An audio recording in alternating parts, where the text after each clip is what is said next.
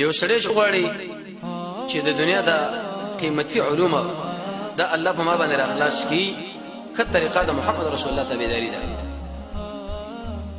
ځکه د علم د اصول لپاره لس اسباب دي.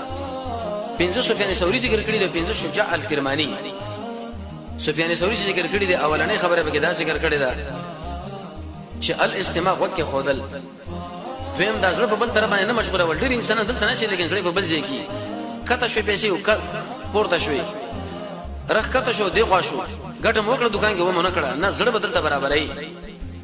دریم خواهش پرستی پر خودل بلکې د نفس کې کته سملول او د پاسه پیدا کړي د جوخته کې خوله. څلورم د حرام نه ځان ساتل، پنځم د خپل نظر کنټرول او شپږم حلال خوراک چې انسان وکي.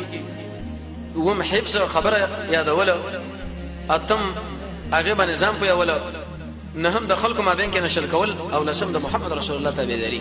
دا لس اسباب د علم دي. کله دنیا علم او کله آخرت علم وغواړي چې پتا باندې اخلاص کړی شي نو ته به کومه طریقه کوي. دا خبره هم صحیح ده چې د بادام مادام مخره خو ټول نه مخکې رسول الله صلی الله علیه وسلم دغه څه منعت نشته. زمون حکیمان لم چې خلک ورشي له دومره پوښتنه وخره دا چې بادام سار دومره وخره ماکم دومره وخره خو هیڅ چرته د حکیم شه ورته دا خبره ونه کړله چې دا محمد رسول الله تابعداري شرط کړی دا. هغه سره صرف د خپل پیسو غم دی، د کوشتي غم دی چې دا وسنګ به بیچاره باندې ورپاس.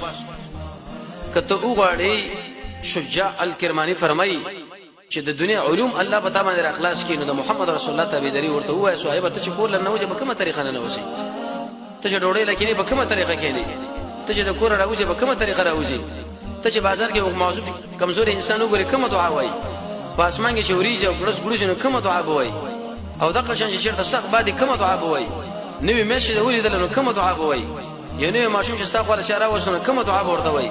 دا مسله به درې هغه بس دا یره ودا به درې ټیمه خوري دا به دومره ټیمه خوري. دغه به می استعمالو خپل رسول الله صلی الله علیه وسلم کا